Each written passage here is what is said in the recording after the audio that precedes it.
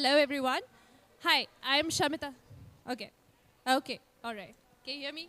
Hi, everyone. Thank you so much for being here. I am Shamita Harsh from Let Me Breathe, which is a global climate storytelling platform.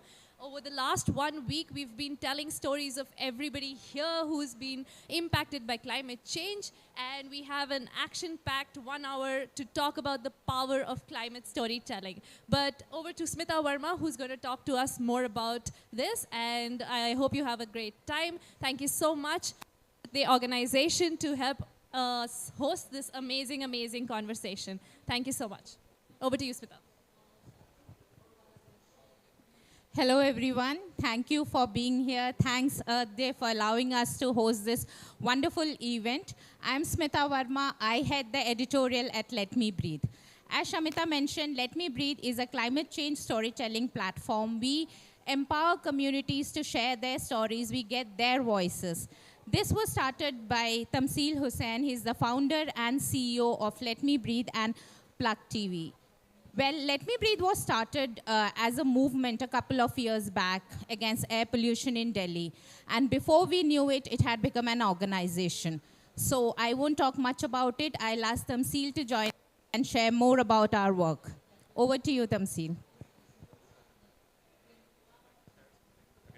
How we've structured today is very simple. We have some really, really powerful storytellers from across the world, specifically India, Egypt, Mexico, Tuvalu, which is one of I'm really excited about sharing that story, and Africa, so many places.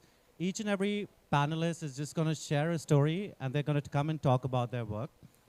We have public art storytelling, community storytelling, visual storytelling, various things.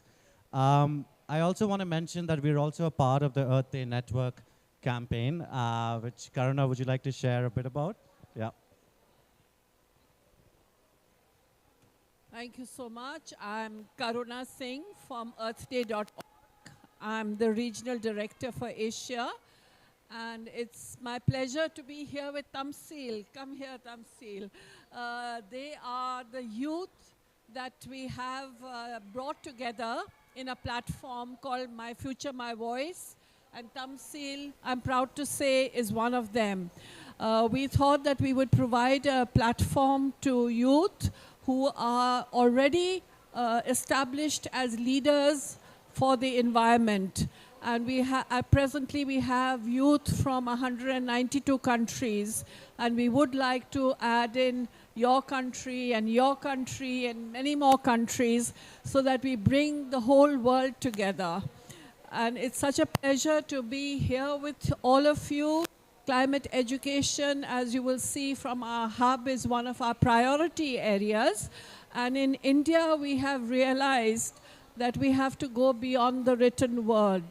And what better way to do it than storytelling, which is something our grandmothers told us, and that's how we became environment friendly, and which is lost today. So thank you, all of you, on behalf of Earth Day Network, earthday.org as it's known as now, for coming here and showing us how powerful storytelling can be. Thank you. Thank you so much, Karuna. Okay, so the first person to share this is me. And Dr. Omnia is going to be joining us by about 3:30 to share her story as well, right? I wanted to share a very different story. We came here, but I somehow met Katu, who's actually sitting right there. And we had a very interesting interaction in COP26. Okay, Katu and me, it was both our first COP, right? And I was anxious, and it's so overwhelming, and so was Katu. And then we both had this beautiful moment, which is actually captured here. But what I want to do after you see the story is to call Katu on stage to explain the impact this one story had in his country. And it's amazing to see this impact at COP27, which actually brought me to tears yesterday when I met Katu after a long time. So, over to you. Imagine if you lost your home, where would you go? That's the same question I'm asking for myself. Where would I go? In Tuvalu, we are living the realities of climate change, sea level rise. Climate change and sea level rise are deadly and existential threats to Tuvalu and low-lying atoll countries. We are sinking. Wearing a suit and tie, he made it clear just how vulnerable his low-lying Pacific island is to rising sea levels and global warming. His and other island nations could literally disappear because of climate change.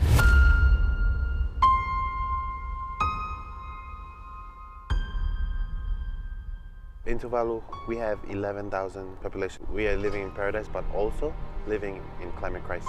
I'm representing Saving Tuvalu as well. This youth campaign, Saving Tuvalu, is a youth-led campaign. If Tuvalu drowns, obviously people will migrate, but in my heart that migrate is an option, as our PM said, but it's not the solution, because we still have time. I would like to take a leader, just a leader who's causing climate change. I would like to take him by the hand and take him to my country and say, look, 2 of my islands already disappeared. Look, what have you done? Look at the things that is happening right now. And you are getting good money. You are living comfortably. And why my people are suffering? What can you do to save my country? What do you have in mind? What high technology do you have that can save my country? If my island disappears and I'm still in that island. So, you all saw the story of Tuvalu, and this was in COP26 last year. Katu, can I request you to come on stage, please?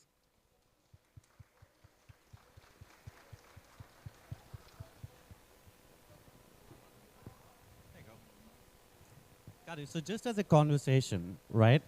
Last year, you came alone to COP26. How did you end up at COP26? So, mic test. There was a youth-led campaign that I joined in, and the founder of this youth-led campaign was a Mexican.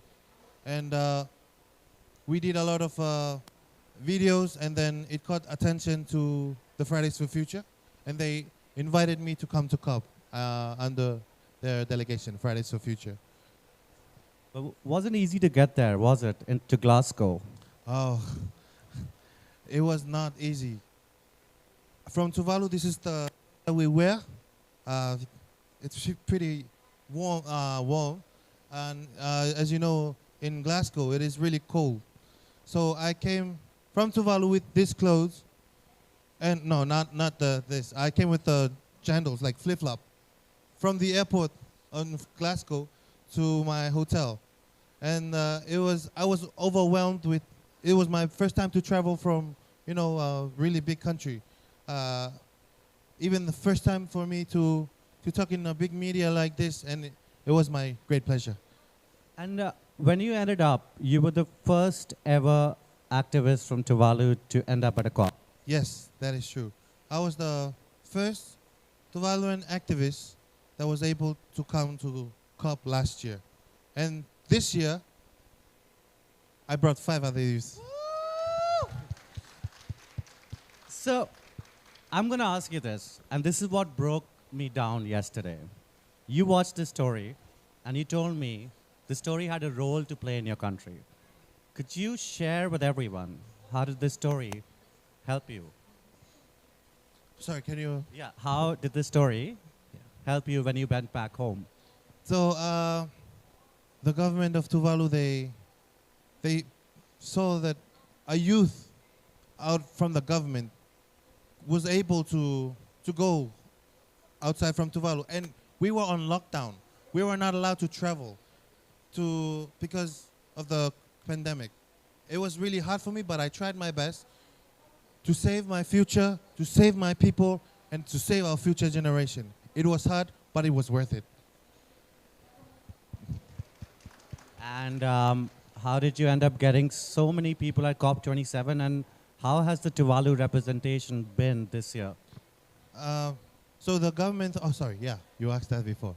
The government saw that, and then it brought their attention that it is a good idea for young people to attend COP27, because young people will be leaders of tomorrow. They'll be gone, and then we are going to take over our country. So they thought it is really important for young people like us to represent our culture, because we are the leaders of tomorrow.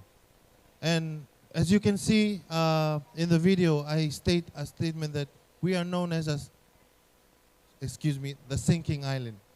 And you know, it doesn't sound nice, because what I'm hoping for, that tomorrow or the next year, we will be called the rising nation. So this is why it's important for the young generation to participate in COP27. Thank you very much. Thank you so much, Kato. Thank you so much for coming here. And thank you. And we hope we see a lot more stories of Tuvalu and it being mainstreamed as much as possible. Without further ado, I'm going to hand it over to Smita, just to share the next participant as well. Thanks, Kato. That was a very inspiring story. I'm sure all of us are really by his tale. So I'll introduce our next speaker. She's Archana Soreng. She's an environmental activist from Odisha, India. She is also one of the 7 members of the youth representatives in UN. I won't introduce much about her work, because I would ask Archana to come over and introduce herself, her work. Thanks, Archana, so much for joining us today. Johar everyone. It's a pleasure to be here today highlighting and speaking about the power of storytelling. For me, to be in this space of climate action discourse has been more about reclaiming spaces. Because as a young indigenous woman, over the years, we as indigenous people and local communities have been looked down upon for our culture, tradition, language, and practices. It's been years of imposition and years of marginalization and inferiorization.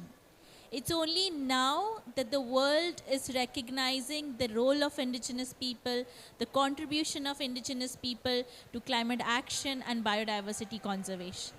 And now, world is talking about meaningful leadership of indigenous youth and local communities. But what about this inferiorization and marginalization? This has to come from a place of respect and solidarity, and ensure that there is safe and enabling spaces for young people, indigenous people, and local communities. There has been years of marginalization and inferiorization. It requires years to undo injustice in terms of ensuring continuity of safe and enabling spaces. My grandfather was a pioneer of community-led forest protection practices. He was a staunch believer that we need to have a sustainable relationship with the land, forest, and nature.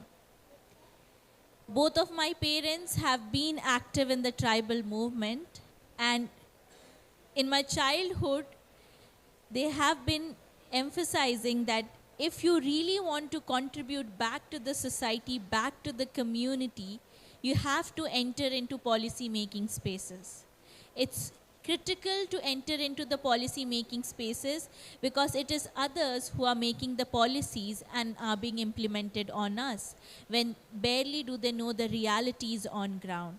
And that's why when I was pursuing my graduation and masters, I did in political science and regulatory governance in masters, I realized whatever literature I was reading was written by non-indigenous people.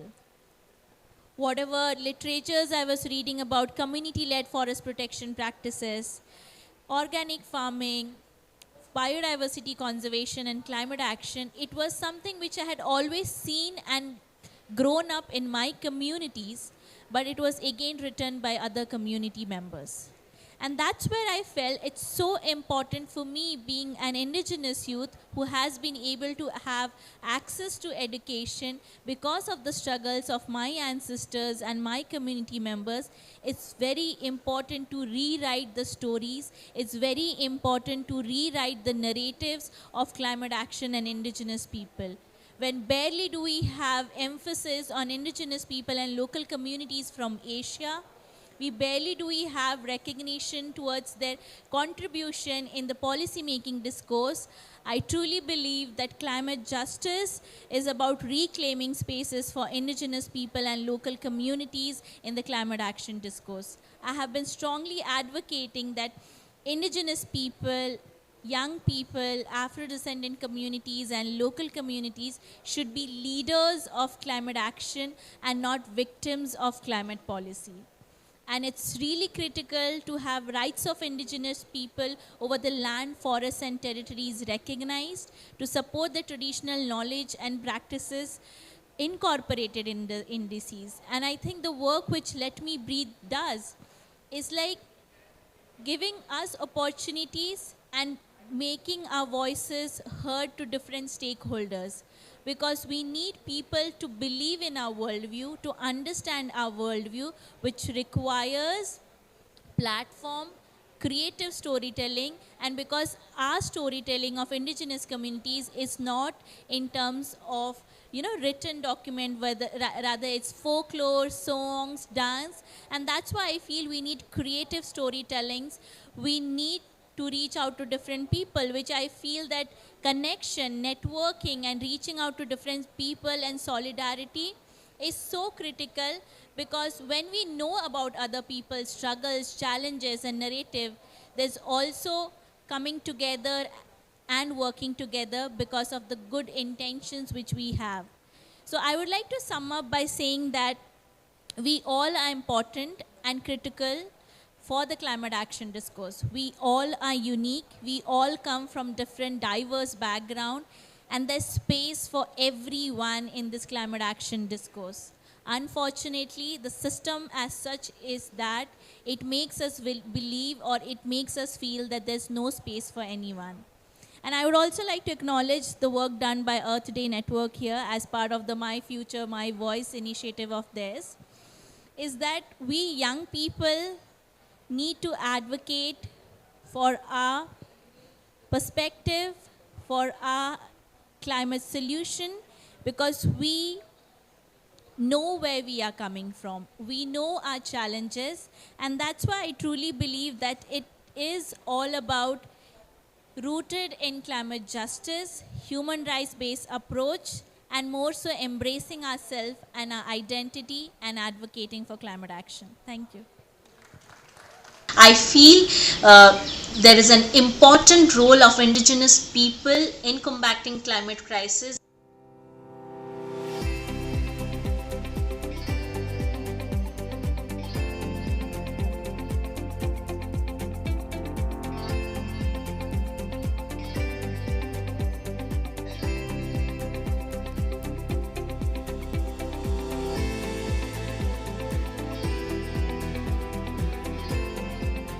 Every one of us want to have a secured life, a life with our family members and loved ones, and have good jobs and careers. If we want a secured life, first of all, we need to stay alive. And for stay alive, we have to combat climate crisis, because that is a threat to our life at this particular point of time.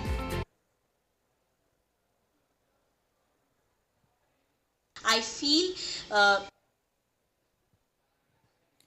Thank you, Archana. Thanks for the wonderful work that you're doing and carrying forward the youth voices. Thanks a lot. Next, we have a wonderful artist from India. She's Shiloh Shiv Suleiman. She's the founder of Fearless Collective. Well, the name suggests everything about what she does. Anyone who has passed the youth pavilion would have seen her work. I'm sure it's unmissable. But before we welcome Shiloh, can we have a look at her work? What she's done in Sri Lanka especially.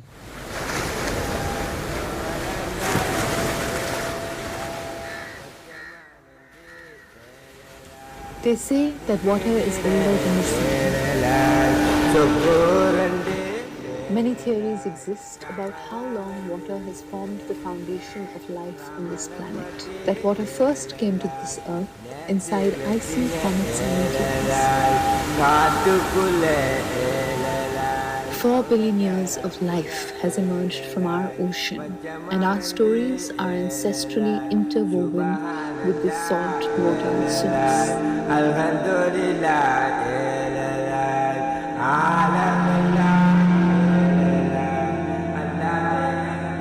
In Negombo, Sri Lanka, we worked with women from local fishing communities, speaking to them about their relationship with the sea and understanding the disconnections that have occurred as a result of the plastic crisis, of huge developments like the Port City project, of industrial trawling and fishing. And yet, they have faith that our future will be better. Can I invite Shiloh to come on stage and talk more about this work? Hi everybody. Maybe we could move to the slides if the video has stopped. Possible? Cool, we can go on to the next. We can just keep scrolling through the slides. Wonderful. So my name is Shiloh Shiv Suleiman. I'm an artist. You might have seen me covered in paint, looking a little bit grumbly at the front there, painting at the Youth and Children Pavilion. And as I'm painting in this temporary space, a lot of our work tends to be in public space. The work of Fearless is to turn up at moments of fear and co-create beauty with communities who are on the margin. And we don't generally paint inside conference halls, right? We work in public space. Last year we were painting at COP26. We painted a huge 75-foot mural of 2 indigenous leaders, and it said bow down and honor the roots. So a lot of our work is about public placemaking, making monuments to communities who live in those spaces. And so as I've been painting here in the conference hall, people have been asking me, you know, why are you painting here when you know that it's going to be destroyed in 4 days? This mural is going to be completely destroyed. And for me, the answer is beauty. It's beauty. It's because if I can bring even a moment of beauty, of reverence to this otherwise very plastic space, if I could have participated in doing something that was hand-painted, handmade, and also bring attention to some youth climate leaders who are here, then I feel like I've done my bit. With Fearless Collective, a lot of our work is really about a lot of our work is really about providing an antidote to fear-based narratives. It began exactly 10 years ago today at the Nirbhaya protests in Delhi. And we realized that fear is often counterproductive to the change that we really need to see, right? Around the climate crisis, a lot of the messaging that we see is really rooted in fear. There's a lot of save the planet, save the tigers, save this, save that, you can do it now, images of melting earths and dead animals. And we believe that actually, like Archana was saying, our stories need to be rooted in a deep, resounding love. And love is the only thing that can actually sustain our movements. So when we work with communities, we acknowledge the pain, the trauma, the marginalization of those communities, but we use storytelling to heal and alchemize some of that. And finally, we also create these huge public, permanent monuments to the communities that we work with. A lot of our work right now is at the intersection of gender and environment. So we painted with indigenous communities around the world, with waste pickers in Delhi, with fisherwomen in Sri Lanka, and we've made permanent public monuments to their resilience.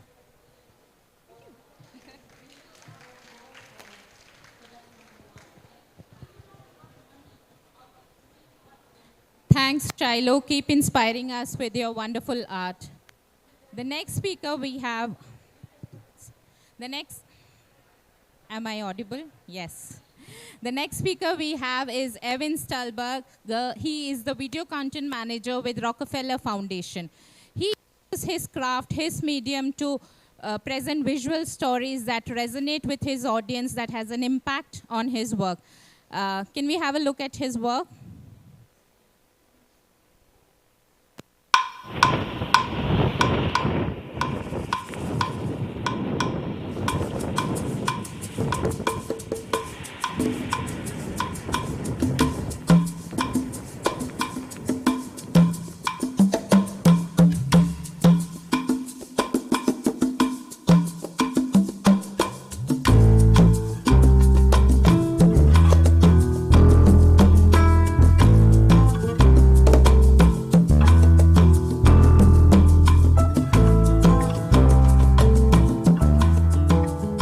Consistentemente se nos va la luz ante cualquier episodio de lluvia, ante cualquier episodio de vientos o cualquier sistema que altere un poco el ambiente, pues rápido sufrimos la pérdida de...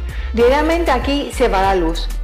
En las tardes, a veces a las 4 de la tarde, cae el sistema de luz.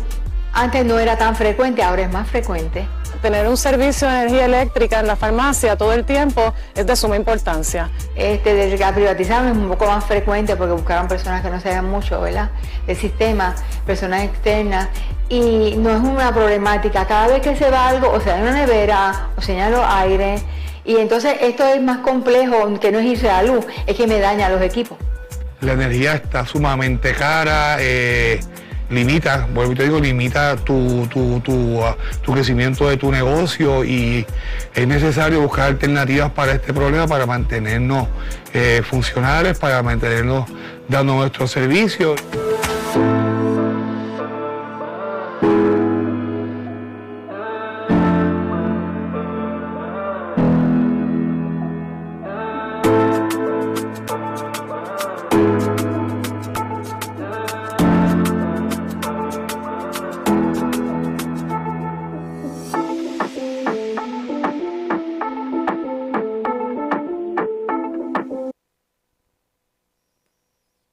Thank you. Evan, can we have you on stage to talk more about your work? Welcome, Evan. Thank you. Thank you so much for inviting me and being part of this really incredible panel. So many just really strong and powerful stories being told up here, and I think it's the way that you've seen it from my fellow panelists is really the best way to do it, is to have the people there who are being affected by climate change being the ones to tell those stories. And so I'm from the Rockefeller Foundation, so I am in New York. We are working with partners all over the globe in different programs, whether it's public health or whether it's food and nutrition or clean energy. And my job is to lift up those voices and to help those partners get the word out about the programs they're doing, the solutions they're providing.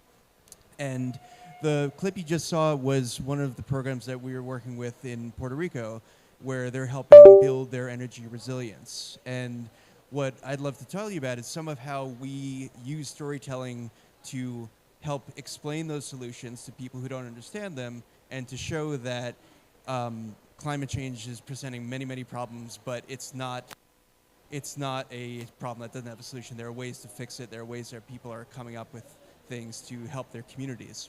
And so a big part of that video that you just saw is we had 3 critical facilities, three different places that were so valuable to their communities, and each one needed electricity to run, needed electricity to keep their communities alive, whether it was a pharmacy or a gas station or a facility that teaches jobs and teaches skills to people. So we thought the best way to do this, the best way to show a complete picture of the solutions that solar can provide for these folks, is to combine all 3 stories. And it's sort of a super way of explaining how this storytelling can really bring that. It's through their own words. We didn't have anyone from us say, this is how we fix it, this is how we do it. This was us asking them, what does the solution do? How does it work for you? And I think that's the most important thing. And when we look at how we do storytelling when it comes to climate solutions, I think that's a big part of it, is that the beginning of this one is sort of anti what I like to do, is where we show the problem, right? And we all have seen, if you walk around the halls here, you'll see videos where we show storms and flooding and other things that could be a problem. But I think a lot of people really want to see solutions. A lot of people want to see how these problems can get fixed. And so I think it's very good for us to focus on how those solutions can work. And when we ask the people who are the beneficiaries of those solutions, of how it affects their lives, that's where we get to the heart of it. And that's really how we can show change is possible. And so that's part of what our goal is in terms of storytelling at Rockefeller, and with our work with the Global Energy Alliance for People and Planet, is we want to show how energy can change for good for people. We want to show how we can make opportunity universal and sustainable by having the people themselves, explain the solutions. And our work goes all over the world. I've produced stories with local partners, with Tamzil and his group Pluck. We've had stories come out of Nigeria and Indonesia and India. Incredible stories using local storytellers, which is also such an important part of it. No one wants to hear me talk about how there are problems and solutions in India. We want to hear from the people that are there, like I keep saying. So that's using the local storytellers to sort of tell their own story. again. So anything that can be done in terms of our goals and our objectives to help people raise their voices and to help them show how these things are possible, it's a big win for us, and I'm really happy to support it. Yeah, and if there's anything else.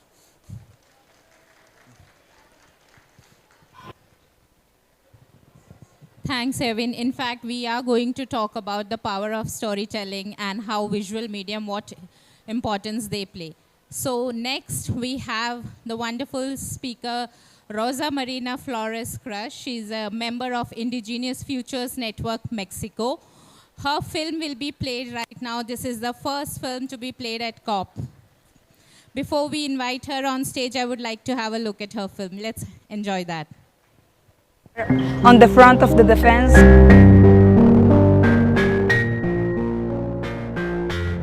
My name is Rosa Marina Flores Cruz. I'm part of a delegation of Defenders of the Earth.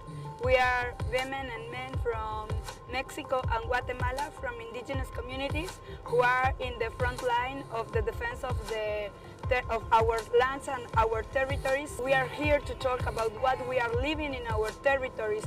The only way to secure the fight against the climate change is protecting the indigenous territories and respecting the autonomy and autodetermination of the indigenous lands. So we want the youth realize that the situation in the lands and in the territories is totally different from how they are talking inside these places, and that we need them like to go and see and watch what is happening in their own land, not just in the decision-making spaces. They must to go and see what is happening in the ground.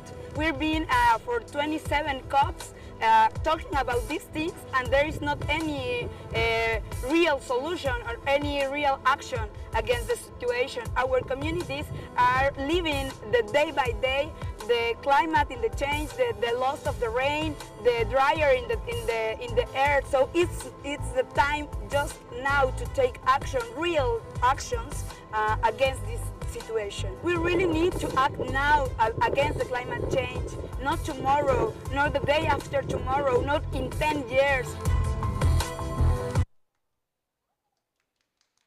Thanks so much, Marina, for sharing your wonderful story. Can we have you on stage?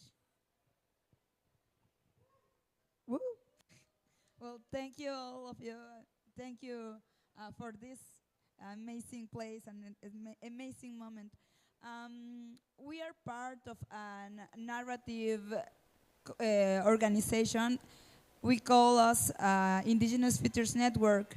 We work to bring the voices of the indigenous people into this conversation about climate change, because we have agency and we have our voices. We don't need anyone to come and give voices.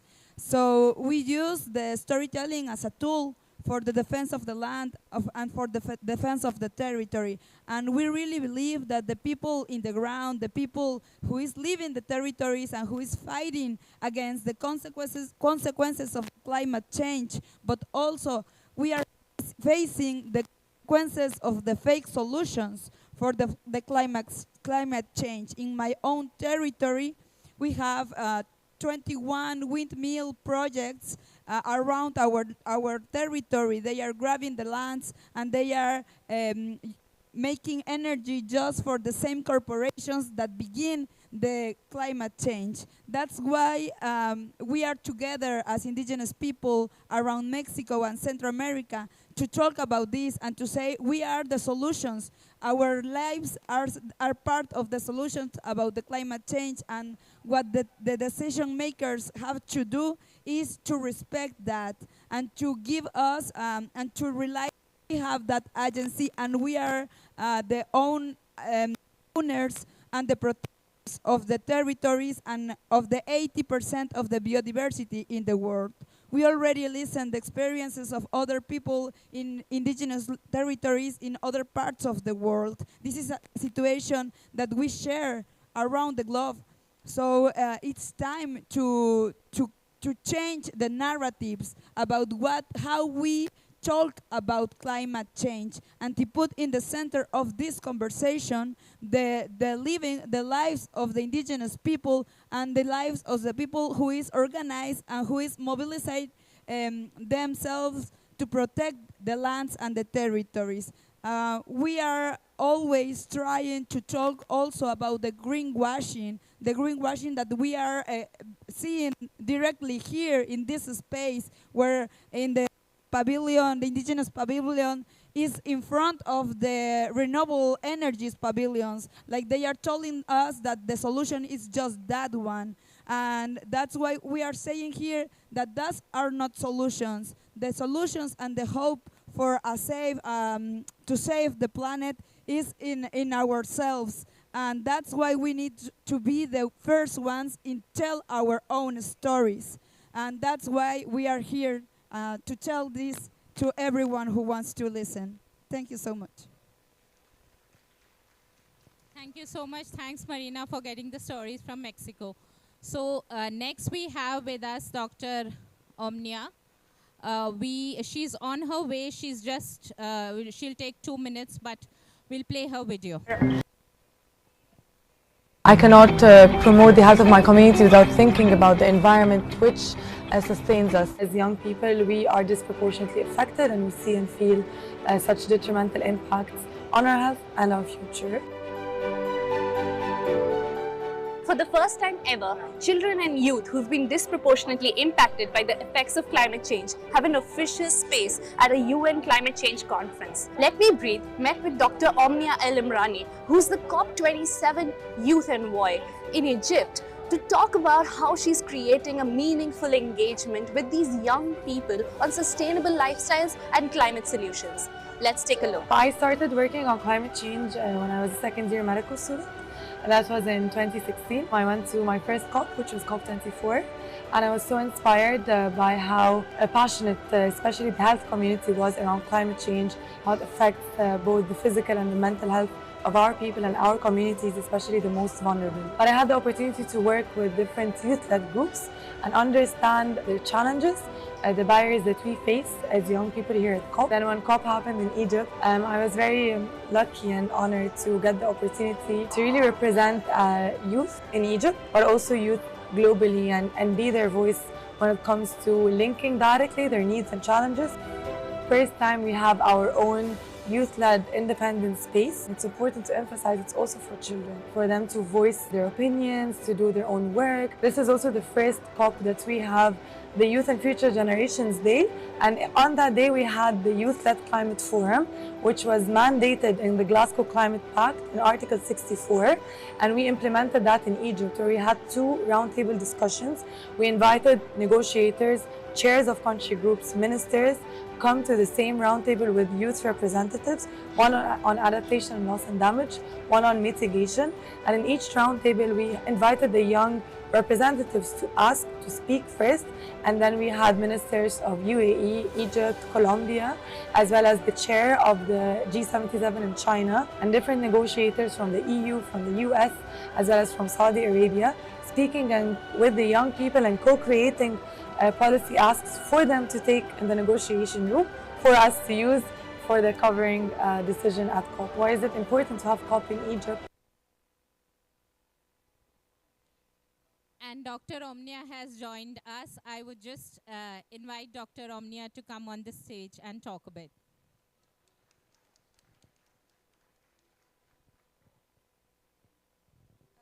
Yeah, so hello everyone. First of all, I'd like to thank you for having me in this amazing documentary. I think this COP is very special because it's the first time that there is an appointment of a youth envoy. And the vision that we had in Egypt is that we really believe in the importance and the commitment towards youth empowerment, and to have it not just having young people there speaking or delivering sessions, but to also have a more sustainable, and a meaningful role to really mainstream the needs, the challenges, and the solutions that we have directly into the work of the presidency, which is the main facilitator of all the negotiation process. And we're hopefully recommending future presidencies to not just have a youth envoy, but to have a team of young people working hand in hand together with them, because we need all the opportunities that we can get for our needs and for our solutions to be integrated, to be part of the process. This COP is also special because we have a children and youth pavilion for the first time, a dedicated youth-led space, and this was also supported by the presidency. So I think this has been a learning experience, and I hope I'm here for any further recommendations on how we can also request future presidencies to do more when it comes to our voices and our needs, because it's only makes sense to have young people there speaking, advising, shaping the outcome of this process, because this is the single and biggest decision making that happens around climate action, and it affects our future and our health the most. So thank you so much. I cannot. Can I, so we're just going to have a quick panel discussion on various people. Marina, may I request you to join? Shiloh, who else? Evan, please do join.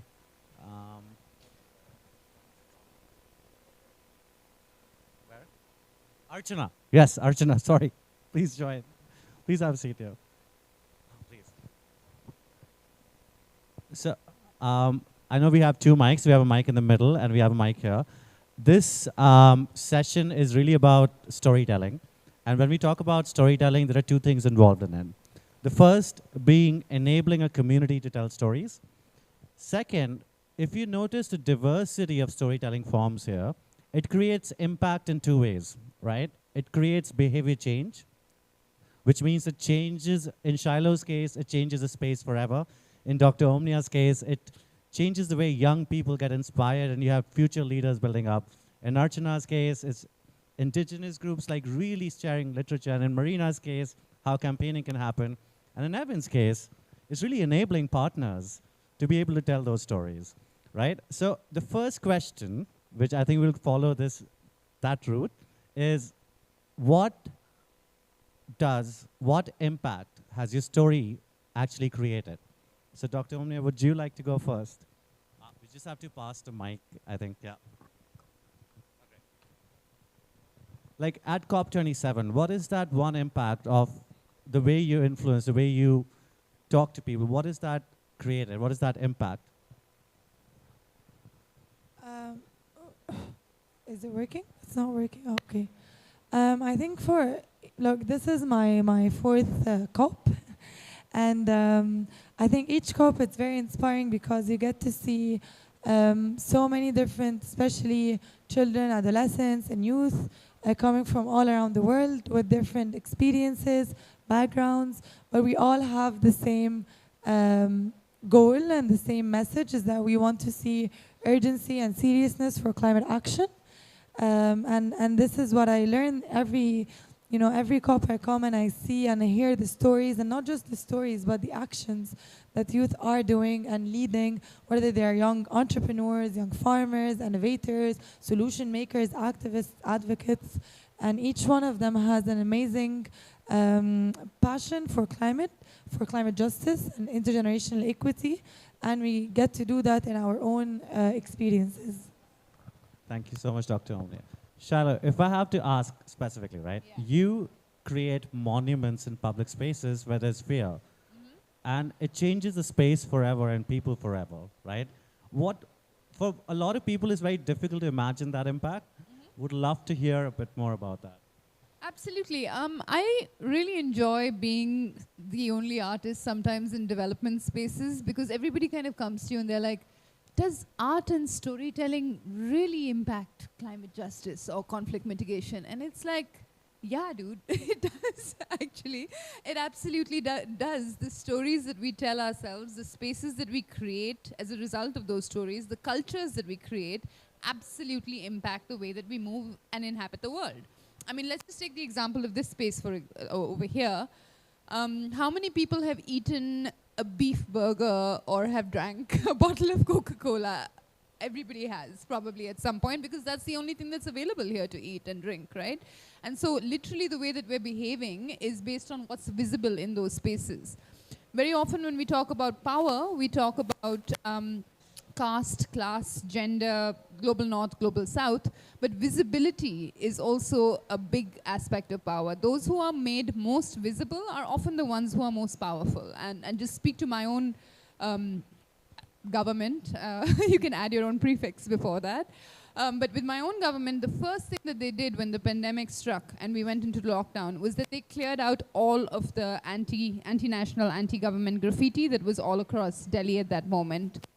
The government also spent almost 4 times as much on their outdoor publicity budget alone than they did on ventilators during the last 2.5 years, including our second wave.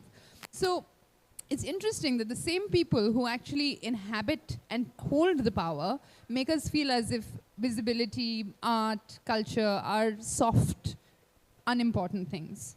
And so with the work that Fearless Collective does, it's very much about taking that power back and making the most invisible people members of those communities who are often actually providing the most essential services to those spaces. We make them visible, and we make them so large that they can't be destroyed. When we talk about impact, we usually talk about our work on 3 levels. You know, what is the impact inside of us? What happens when we tell our stories? And we believe that storytelling is not just reportage. It's not just about me communicating to you what I've been through, but it's also a way to heal. It's also a way to transform. And the stories that we tell ourselves about ourselves and we're told about ourselves have an impact on the way that we view ourselves. So like you saw in some of our images, our murals come out of very deep workshops, very immersive workshops that we do with community members who've often gone through a lot of fear, trauma, or marginalization.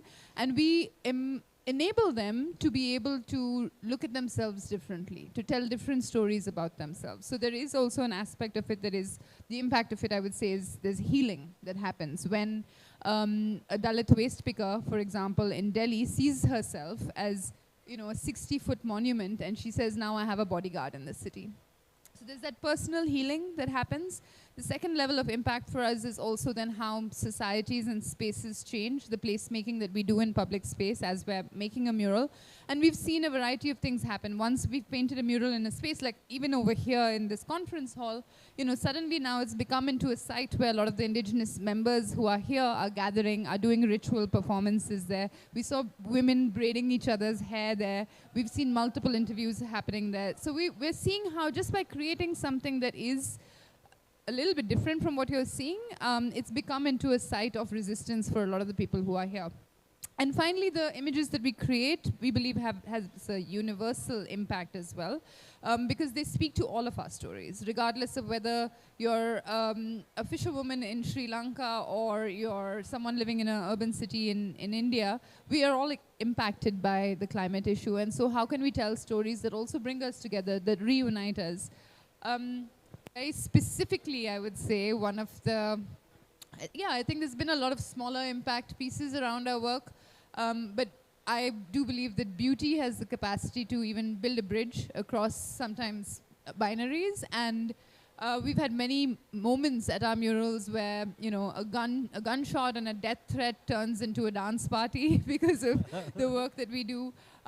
Or sometimes we've had police, you know, in the middle of the front line of Shaheen Bagh come up to us and hug the protesters, saying what you've made here is so beautiful. So I do believe that beauty is the bridge. Thank you so much, Shiloh. Archana, over to you. How does storytelling create impact? And you've been doing it. I mean, I've seen the way you started and where you are, and it's beautiful because the way you tell the story is so amazing, and it's creating an impact which is so different. Would love to know more about it. Thank you so much. I would like to say that I think it's so important to engage in storytelling. More so, I see storytelling about like bringing different voices to the platform where they have not been able to reach. Bringing voices to stakeholders where they have never had the opportunities to interact. And I feel I have been in many rooms where there is absolutely no conversation around indigenous people and local communities, which makes me really very sad and uncomfortable. But when I reflect down, I feel they will never speak because that's not their experience of. And they'll never speak because if they have never associated, worked with indigenous people. And that's why it's really important to have indigenous peoples on those rooms. And which is, again, if we come back to storytelling, is like bridging the gap and entering into the spaces where the stories have not been heard.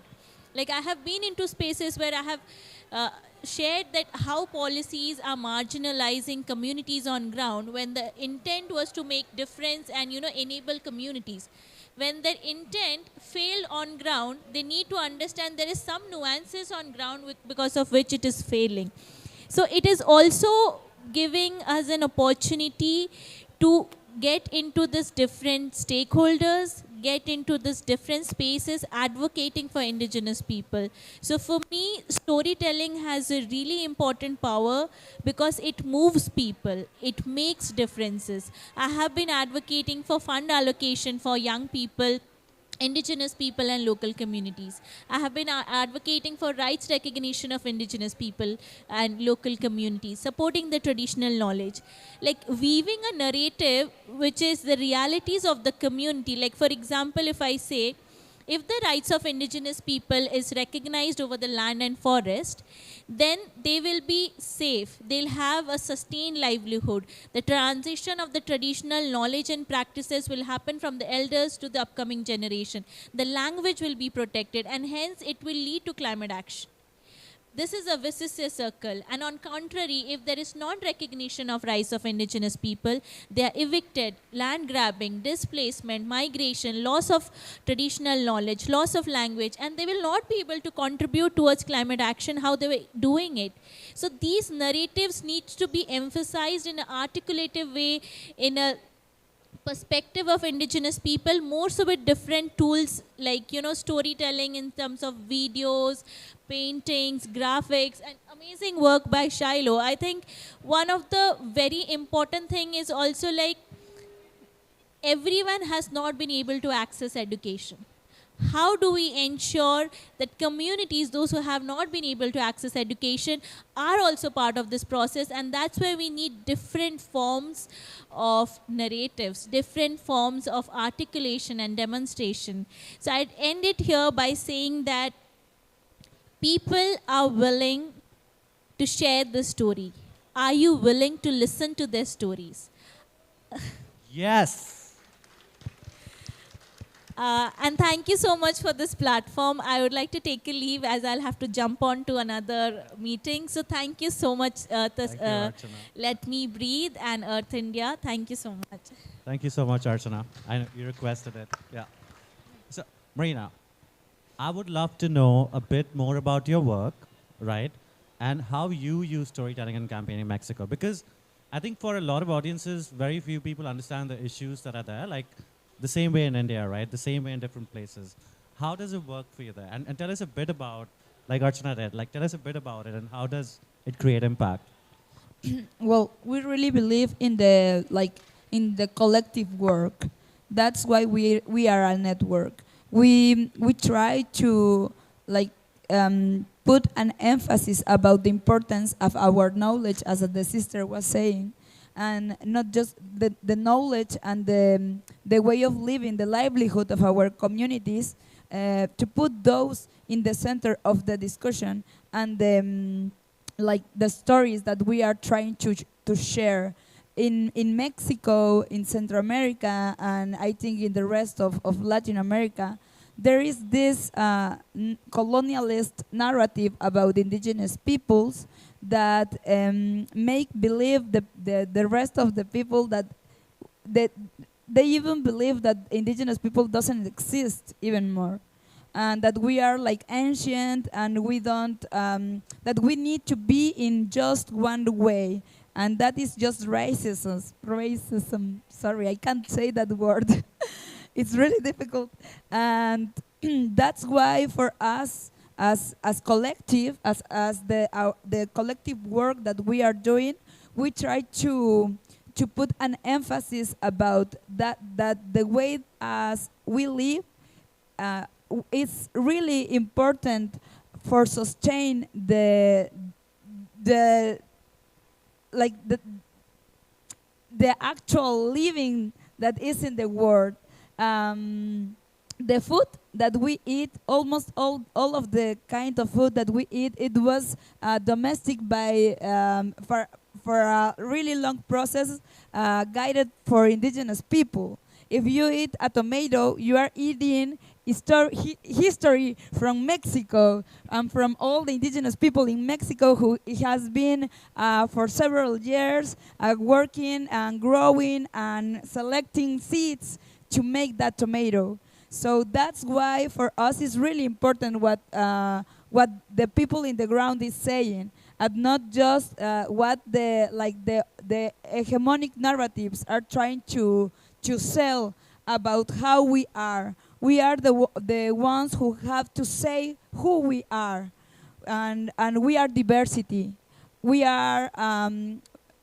They want to make us like one only thing. When they told you about indigenous people, so you can create and imagine a fantasy, imagine like the person who is isolated in the jungle and doesn't have any relation with anything else, and not we are in everywhere. And also our narratives are here not just in our words or not just when we speak. Our narratives are even here about how we look, the way how we are like crushing this homogenical way that they want to build here in the cup. Like only everything is gray and dark, and we came with our colors and with our voices, and we break that. So we also believe in beauty as a bridge and as a tool, because our lives are beauty, and our lives are hope, and our lives are a solution of this crisis. Thank you, Marina. Thank you. Woo! Okay, so Evan, changing the tone a bit, right? You work with so many partners in enabling, right? And when I was talking to you, you mentioned something so beautiful, the heart of a story. Like Shiloh mentioned, the heart of a story is beauty, love, healing, right? Like you mentioned as well, Marina.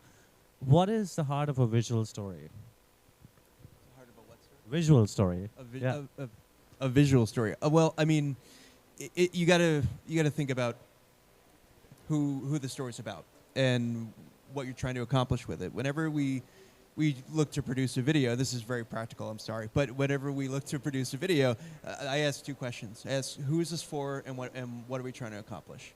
And that's where you find the heart of the story, because we all want to tell stories. Sorry, we all want to tell stories that are interesting, but we're here to accomplish things too. And so we want to be direct about what we're trying to do when we accomplish that story, whether it's to influence or educate. And so when you have that sort of guideline, then you could think about, who am I going to speak to? Who am I going to interview? What do I want to ask them? The questions I always ask in an interview are, how has this changed your life? What is this doing for you? What were things like before? Always asking people about how things can be different for them when they see climate solutions come into their town, into their community. And when you get to the heart of it, I think it's about how people's daily lives are fixed or different once solutions come in, right? Because it's not all about the problems, it's about what is changing for them. And so you ask them, and you ask in their words, what's different, what's new, what's better, and what can be better. And I think getting that honesty is such an important part of getting to the heart of it. And it's really just letting people talk. If the interviews go on for a long time, that's what editing is for, is to get to it. Let people talk and help people sort of get out their truth. Have you seen any impact of these stories that you would like to share? Like absolutely. Just in this COP, we've seen incredible immediate influence of some of the stories that we put together. With the Global Energy Alliance for People and Planet, we had a launch event earlier last week, and I was honored to put together a really nice video using some of the work we've done with you, with Pluck, And I opened the video for the launch event with a story about Renu Patel, who is a woman in, I believe, northern India, and her and her family ran a flour mill. And they recently converted the flour mill from diesel power to solar power. And she said it completely transformed how she works with that mill, how she works with the community. They're able to have a mill that doesn't have the pollution inside that she was used to. They're able to breathe inside there. They were able to have a place that can run on better hours. They're able to save money by not paying for diesel fuel. And this story we told in this video resonated with the room, and I could see it in the room, people watching it. And that was how we started this. It was a 6-minute video. The first 35 seconds were her story. And I know that it resonated because afterwards in the panel, the head of state, completely unprompted, started talking about her story. And so it's just the power of storytelling right there has made it very clear that this is how we're going to make change happen, by letting people talk about their experiences, letting them share their stories like all of you have done, and share the beauty or in any medium that they can, and put it in front of the people that need to see it, put it in front of everyone so it can make some noise. Thank you so much, Evan. Okay, I just have one last question. I know everybody's time is there. COP27 has about, what, 3 more days, right? And then we have a big COP28. And this is how I look at COPs, right? We work very hard throughout the day, throughout the year, to fight climate change, and then we come and share our own stories, and we actually see really big negotiations that we're actually expecting that would change the world. So until the next 1 year, all the people that Dr. Omne you would influence, right? What is it, what are the stories that you think we need to tell until the next COP? Yeah, this is a great question. I think we need stories of hope. But it's very important. We need all the different kinds of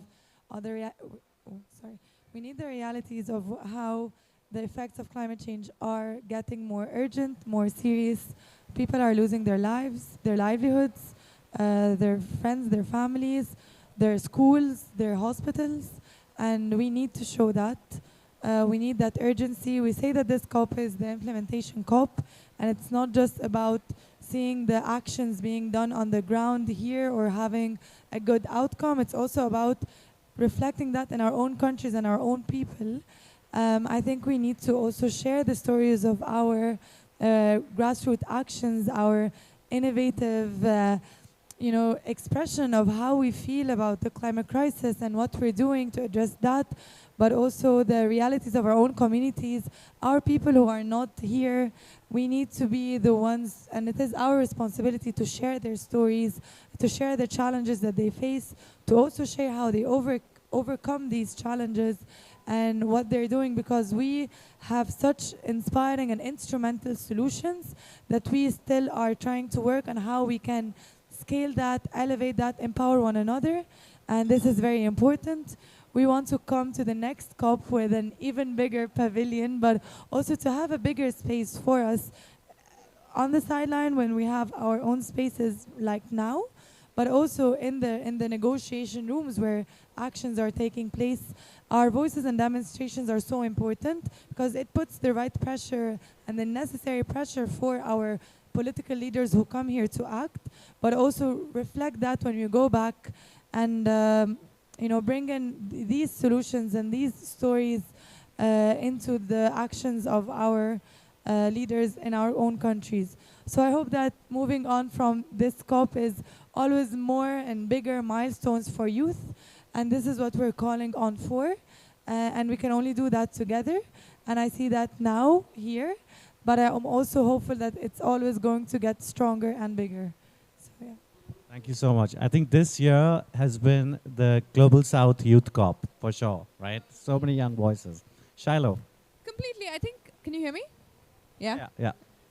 So I think that's a really beautiful question, because I left COP last year screaming at 3 police vans that had gathered at the site of our mural and calling people at our site racist, because I felt like it was a very, very, very white space. It was a very, very racist space. And this year, when I look around, I see, it kind of became into part of our agenda in the gap in between to say how do we bring more diverse imagery, more diverse voices to COP. And it feels like, in a way, us even setting that intention has worked, because when I look around, I really see a lot of diversity here. There's a lot of representation from the Global South, which wasn't the case last year at all.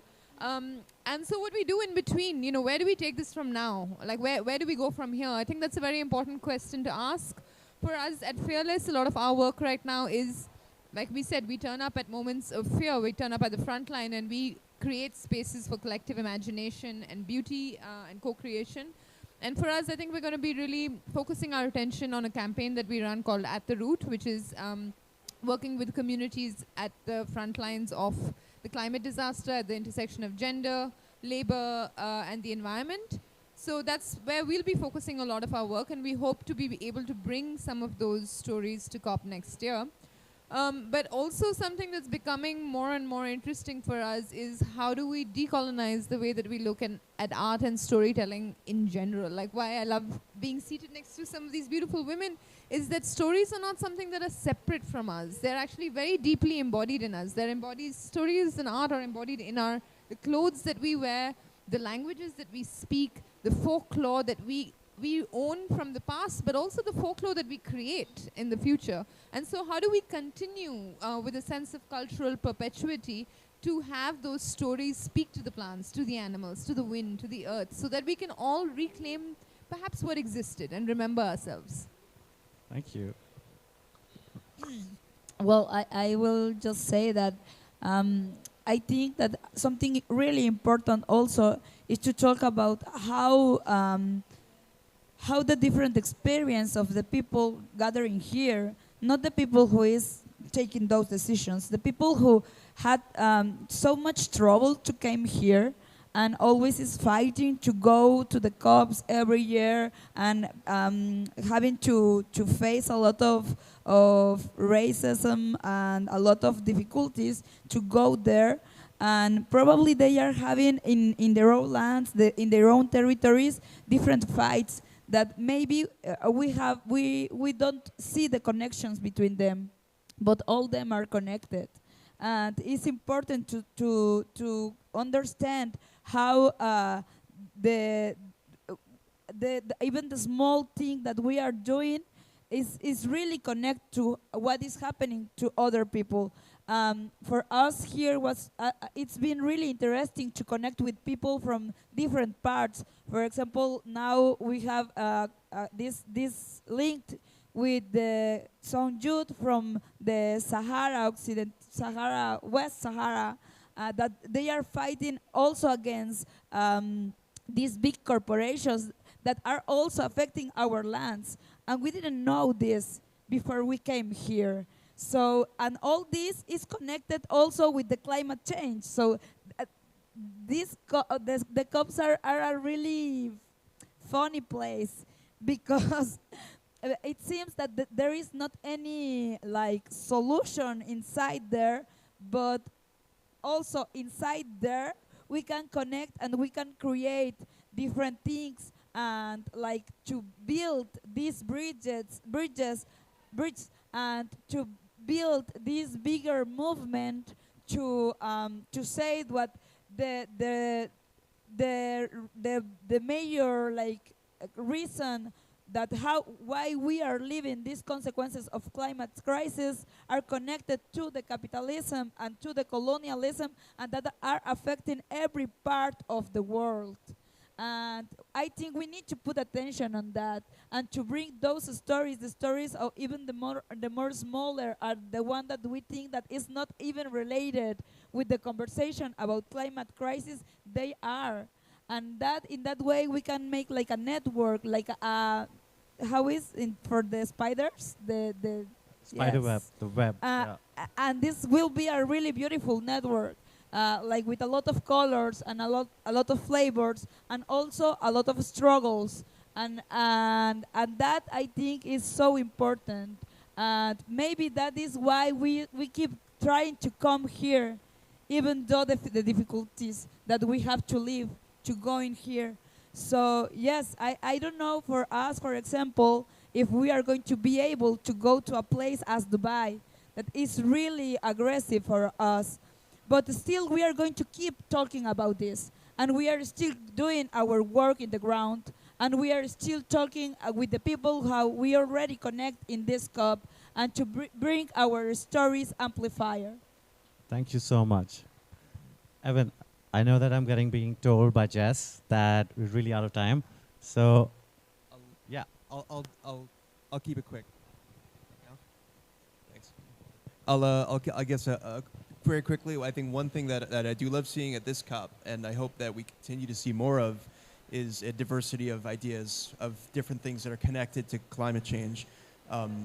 Comparing last year to this year, I'm hearing so much more about food systems that we didn't hear last year, and I think it's really incredible that we're having the conversation because all of that is connected to climate change. And so I'd love to see more stories about all the different things that touch the climate change conversation, and hopefully we can come back next year and talk about some of the successes that we've had over the last 365 days. Thank you so much, Evan, and thank you so much, everyone. I think one big takeaway for COP27, well, you're in the Global South, and also you have the highest number of storytellers at this COP27 ever from the Global South. So that's a big win as well. So congratulations to everyone. Thank you for coming. I think we'll just take a picture and Jess, yes, on it.